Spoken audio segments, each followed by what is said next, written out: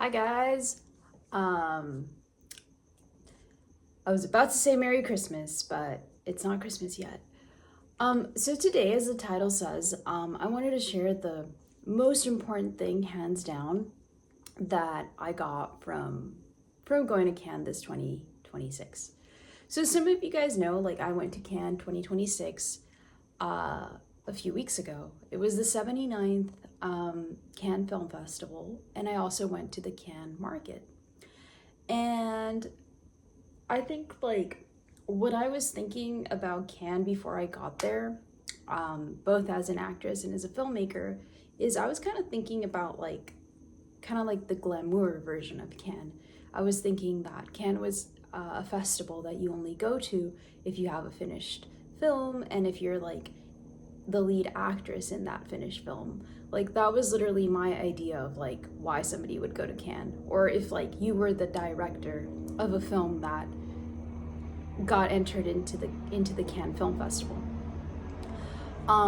Now having actually gone to Cannes, and I have previous videos on that in my library, but having now as a person who went in flesh and bone to Cannes, now I know that like the most important thing that you can do for yourself is not just like wait until you have a finished movie. The most important thing you can do for yourself is to build an audience. Now I know I said in my previous videos that of all the things you can get out of the film festival, even if like you don't actually like have like a game plan, like that you could still go to the festival and you could still get like good connections out of it, good experiences out of it. I said all of that, but I've had some conversations like as you know, as the festival gets further and further away, and as I like warm up my connections that I made from the festival, I really had an epiphany this week, and it really is that you have to build your audience. Like if you're a filmmaker and you want to wait until your film is produced to start building your audience, like let go of that idea, because now basically like it's like the chicken before the egg paradox. Back in the day, like you used to make the movie and then a marketing company would come in and they would help you build the audience, and then the release would come, and then people would go to the theaters, and then that's how your movies got seen, so on and so forth. Now with the internet and with the fact that like budgets are being cut left, right, and center, what's actually happening is that big networks and studios, like they don't pick up movies, independent movies, if they don't already have an audience, because they don't want to like back filmmakers that don't know who their audience is.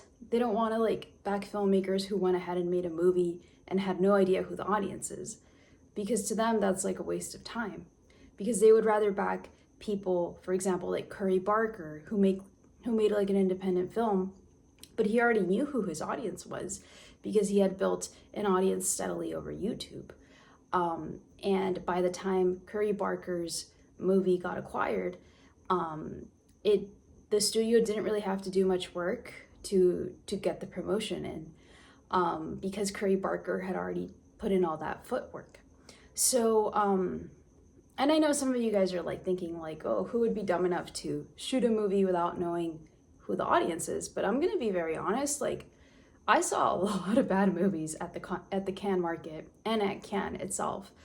I saw movies where the posters were rubbish. You know, I saw movies where they could barely explain what the log line was, and believe it or not, like even if the movies are not that good or like tasteless, like somehow still some way like there still are funnels for them to get made, because guess what, guys, movies are subjective. Like just because I don't like a movie doesn't mean that like somebody else won't like a movie.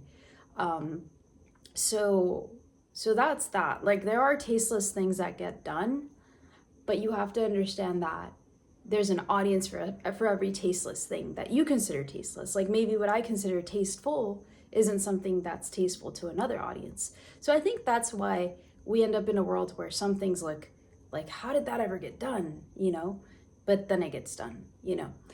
So let me not dovetail too far away from this, but what I'm saying is that, like, if you are a filmmaker and you want to make a film, whether that's a feature, a short, or a web series, no matter what stage you're in, whether you're shooting the short, whether you're shooting the feature, whether you're shooting a proof of concept, whether you're just a writer and you want to pitch, you want to go ahead and pitch your pitch to Hulu or something to make your TV series. Like, no matter what stage you're in and no matter what it looks like for you, no matter what the end result looks like for you, if you are a filmmaker, I'm just going to call you a filmmaker. If you are a filmmaker, and this includes actors too who are making their own stuff. You guys are filmmakers too. If you're a filmmaker, what you got to do is you got to start building your audience. And you have to, like, sit down with yourself and be honest as to, like, where you are at right now. For example, if your movie is going to take, like, money to produce, I don't want you to use that as an excuse to not start doing the work today. And what do I mean by that? Let's use the example of person A versus person B. Person A is Chris. He wants to shoot a horror film that requires a $1 million budget to distribute and to make. He has to wait a lot and he has to go through a lot of obstacles to raise that money. Okay, that's person A is Chris. Person B is Chris in an alternative universe. And Chris has the same problem. He's shooting the same film, he needs the same budget, and he has the same amount of money Chris A from the other universe has. They both have the same problem. They both start at zero. The difference is that Chris A decides to wait for the gatekeepers, aka the men in power, to give him money, and he sits on the couch. Or he goes to his job at the coffee shop, whatever it is he does, he just waits. You know, it doesn't matter what it is. Chris B doesn't like to wait. Chris B is super ADHD. Chris B logs on to TikTok, and he logs on to YouTube, and he makes pages for his production company, and then he posts every day. He posts once a week on YouTube. He starts a newsletter on Substack for free, and he starts posting the things he's learning week by week. And then he goes ahead and makes that into a video. He makes it into funny TikToks, and all of a sudden, like, Chris A, like, nobody judges him because he's not putting anything out there. Chris B, people make fun of him. You know, people make fun of him at work. Some people say, Chris, you're crazy. You know, are you living in a car? You know, Chris A doesn't get any shit, but Chris B gets a lot of shit. However, something crazy starts happening at around, like, month 5. At around month 5, Chris B actually has an audience built, and he has newsletter subscribers and YouTube subscribers, and he has an audience of, like, let's say 10,000 to 50,000 viewers, you know. Chris A has nothing. So Chris B keeps going. After a year, Chris B has 50,000 audience members, and they are very loyal, and Chris B has learned a lot because he's documented his journey. Chris B has gotten partnerships, people want to work with him. Chris B has been posting so much and has made so many filmmaker friends that he has actors, cinematographers, producers wanting to work with him for free. And Chris A is still on the couch.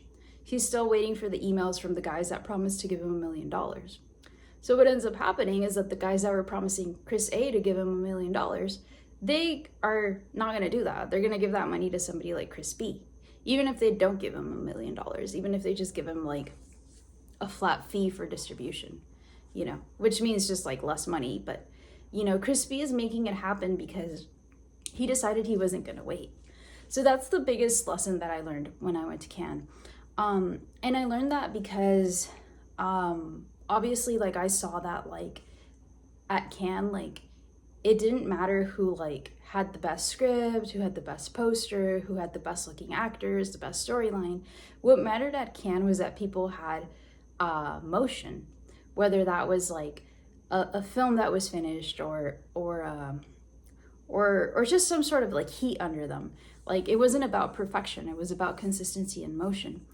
And when I came back to Los Angeles, I actually had a really great conversation with an executive that I met up with. And I'm not going to say his name, but let's just call him C. So C told me, he's like, how much money do you need for your film? And then I was doubting myself. I was like, oh, I don't know if it's 200K or if it's 300K. And he looks at me and he's like, no, you have to be firm. Because investors, like, not only do they want like an audience, like they want firmness. Like, people like to be in business with people who are secure in themselves. So what's the number? And then I said, I'll come back to you on that. And then I left, and then I ran the numbers, and then I came back, and then I told him a solid number. So that was number 2. Number 1, audience building. Number 2, have security and certainty in knowing what your movie is going to cost. And number 3, he said, what do you plan to do with the movie after it's done? He said, because investors, like, they're not looking, and C is an acquisitions guy, so he knows, like, he literally studies what opportunities in movies are worth the investment versus which ones are not worth the investment. So this guy was like a master class in packaging my film. And he said that thirdly, that the investors really look for creators that are like really certain not only of their numbers, but are also certain of what is going to happen to their movie after it's put out into the world. Because nobody hates anything more than following someone somewhere that leads to a dead end. People like following people that are going to places. People like following people that have a destination, that have a vision, that expands, that keeps on giving. Like, that's why for example, the Game of Thrones series was so popular, because it expanded across seasons. That's why TV shows have franchises and they like expand across the seasons, because people like falling in love with things and investing in them, and they like growing with them and feeling like they contribute to them. In fact, it's a psychological effect called the IKEA effect. In the early I think it was in the 1930s, they were selling pancake batter, and you didn't have to do anything. You had to add water. However, amongst housewives, like, they didn't really want to buy that because they didn't really feel like it was worth it to make pancakes that you didn't even have to add ingredients to. They were like, that's not real food. That makes me feel like it's unhealthy, you know? So then what happened is that the food scientists went back into the lab and they're like, what do we do? What do we do? And then they said, well, why don't we just tell them to add an egg? And then they were like, well, the recipe doesn't need an egg. It already has egg powder. And they're like, okay, well, take the egg powder out and tell the housewives that they should add an egg to it so that they can feel like they're making it from scratch, and that this is helping them, not that it's an unhealthy meal replacement. And they're like, okay, let's try that. So then they did that. They told the housewives, like, well, now they said in the commercials, now you can make pancakes at home instantly. However, you need to add an egg because you are the one that supervises what gets put on your table. So then they ran those campaigns, and lo and behold, the sales of the pancakes went up. And the difference between the original failed recipe versus the recipe with the eggs was just the egg. You know, it was just basically placebo. But it comes to show you that people like being a part of things that they feel like they have a part in, like that they can feel like they belong to. And that's why IKEA is so popular. IKEA is a furniture store from Sweden in America, and I think across the world. And the reason IKEA is so popular is because it sells affordable furniture that people, specifically like younger demographics of people who are young professionals or people who are, you know, just younger people who need to save more money, like they go and they buy furniture that they can assemble at home.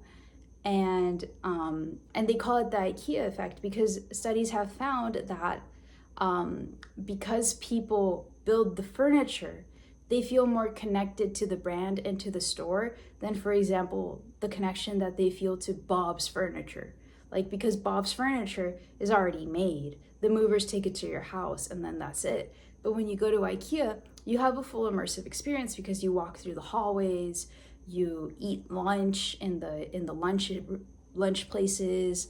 You get introduced to Scandinavian culture.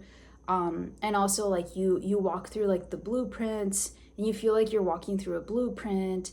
And then you get the furniture, you assemble it, and you feel like, even though it's a relatively cheap generic piece of furniture, you feel like you have ownership in it. You feel like a sense of pride in it.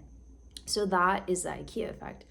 And why did I say this? Oh yeah, I said all this to say that like that's the psychology behind TV shows. Like that's why you see people like they go to Comic-Con, they like buy action figures that, you know, have their favorite characters online. Like that's the psychological phenomenon, because when people are going to these things, like in their head, like they might just be spending money, you know, but in their head what they're actually doing is they're bonding with the thing they love, with the IP that they love. So that's something that the executive told me. C was like, yeah, well, what are you gonna do with Redbird afterwards? And at the time I was kind of shy to tell C like, oh, well, I have Rising Phoenix Media, I want it to be my slate, I want to produce music, I want to produce TV, I want to dabble in the creator economy, like I want to make more films that specify on, you know, the feminine and highlight the feminine. And, you know, I call it sacred femicore, and I want to work with like Reese Witherspoon and Elle Fanning. Like, you know, I thought he was going to think I was crazy. But, you know, in that meeting, he kind of metaphorically held my hand, and he was like, no, like you want to sound crazy in these meetings, because like people want to be in business with people that know what foot they're putting in front of the other, you know? So I think that has been, in a nutshell, the most important thing I've learned about filmmaking with all these experiences that have happened to me this month, is that you have to start before you're ready. Like in my personal case, like I have been committing to posting on YouTube. I said I would be better about it, and I'm being better about it. I started a newsletter, actually. I have a Substack, and I'm going to link it below. It's called Rising Phoenix, and it is the newsletter for my production company, my media company, under which I'm going to release Redbird. And it's also the media company under which, you know, I currently, you know, do projects. But as of now, the first project is definitely Redbird, but it won't be the last. And yeah, I mean, I just wanted to make this short and sweet video, just to share that, and to tell you guys that like no matter where you're at, like you're valid. Like no matter what it is you want to make, like if you want to make a short, if you want to sell a TV show, if you want to make a feature, if you just want to do like TikTok, like no matter where you're at, like there is an audience out there waiting for you guys. Like I really like using examples. Like sometimes I feel like it makes my videos trail a little longer than they should, but I really feel like examples are necessary for me, because I don't know why, like my brain works in systems. So when I have several things to compare, it really makes the learning sink into me. So I'm going to delve into this example. There's this creator on the internet, you know, she's super huge on TikTok, super huge on Instagram. Shout out. Her name is Maddie Webb. I believe she's Indian American. She's super pretty, super beautiful, lifestyle beauty influencer. And she does a lot of videos, like, she's kind of like putting on makeup, like, you know. So it's like super cool. She's a super girl's girl. And she's pretty big in the queer space because she started dating a woman for the first time. And she openly talks about that. And in her videos, she talks about like dismantling the patriarchy. And Maddie is just so interesting because, guys, like, she can talk about like one thing, like kind of like, for example, how like humility is costing you money. And then she'll start putting on her makeup and she'll start explaining the psychology behind it and her personal experiences. And on the surface, on paper, like it sounds stupid that like a video about how humility is costing you money would get like almost 1 million views. But the way Maddie does it is like, because she truly cares about these subjects, like the audience can tell. And like because she cares about these subjects and she explains so much about it, the audience connects with her and the way she looks and the things she does. So then like the audience feels like what I said, the IKEA effect, the audience feels like they're talking to like their sister or their best friend, like every time they see a video of Maddie Webb. And that really opened my mind. I was just like, I feel like I should just be more authentic with you guys, because it's like I feel like I was very inspired by Maddie. But like a personal example of me, like I started YouTubing like I think like almost 2 years ago. And that YouTube channel that I had, it was called Wellbeing with Marley Uribe. By the way, you say my name Uribe, it's not Uribe. Specifically, it's Uribe, but like I don't expect you guys to say that because it's in Spanish. It's actually Basque, but it's in Spanish. So my name is Marley Uribe for you guys. But anyways, like I had this channel called Wellbeing with Marley Uribe, and I would talk about like wellness and mindset and all that. And it's just like, and I think I did like almost 50 videos, and I would go all out. I would study, I would like super high energy, you know? But like those videos never hit. Like, in fact, like it was kind of pathetic because in those videos, like it was like this person that like I didn't even date, that I kind of had like a situationship with, like she was the only one who was watching these videos. And it was pathetic because she was using I don't want to say too many things, but it just got pathetic because I felt like I ended up making videos for just one person, you know, which made me feel pathetic because that was not my intention, you know. And it's just like it never worked out with that person, so it was like blessing in disguise, whatever. But I don't like to bash people. Well, I like to bash people. I don't like to bash her. But essentially, like, I hope she doesn't watch this. But anyways, like she was the only one that was watching those videos, and it was just like, and that's when I knew I was just like, I'm doing something wrong. So not because she was a bad person, but because like that just proved to me that like she wasn't watching the videos because of the videos, she was just watching it because of me. So it's like I scraped everything, and then I said, well, I'm a filmmaker and I'm an actress, why am I talking about mindset? You know, why am I talking about like meditation? Like, you know, that is a part of what I do and who I am, but that's only like a small part of me. Like, for example, like I wake up and I meditate in the morning and at night because it regulates my heart rate. It like makes me feel good. But it's like, that's just what I do like 20% of the day, 10% of the day. The other percentage of the day, like I'm out there chasing the biscuit, you know, I'm acting, I'm like trying on new makeup, I'm talking to directors, like I do so many cool things. And I was confused as to like why I felt like I couldn't show that here, you know, because it's like I think I had like this misconception in my head that like if I wasn't at the level that Angelina Jolie is, that nobody gives a damn about my acting, you know, because I had been made to feel that. But then like seeing Maddie Webb and seeing like what's really hitting with like people, with influencers right now, I was just like, what really is hitting right now is that you are authentic with who you are. So as of a while now, when I started talking about Redbird and I started like posting what I was doing, even if I didn't know what I was doing, that's when I started getting my real fans. That's when I started getting people actually paying money to be on my Patreon to talk to me. That's when I get DMs on TikTok every day from guys, literally guys, that tell me, you make my day, you encourage me to keep following my dream, or like, you know, I'm not in Hollywood anymore, I had to move out to Arizona, but I live vicariously through your posts. You know, I would love to collaborate with your music, like if there's anything you need. You know, I went from like not having any footing, not having any avenue to do what I wanted to do, and all the stuff I was doing being very disconnected, to like having my honesty kind of like align and bring me like incredible opportunities. Like I've even made like real life friends off of like just being friendly to people, you know what I mean?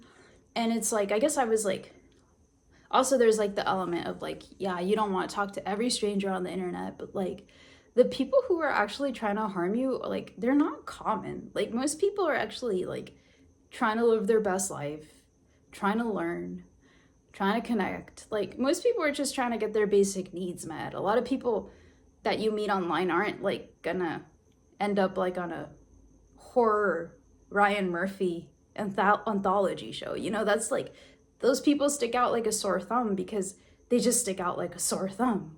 You know what I mean? Like, it's like, think about the people in your life that stick out like a sore thumb. It's like, it's probably for either a really bad reason or a really good reason.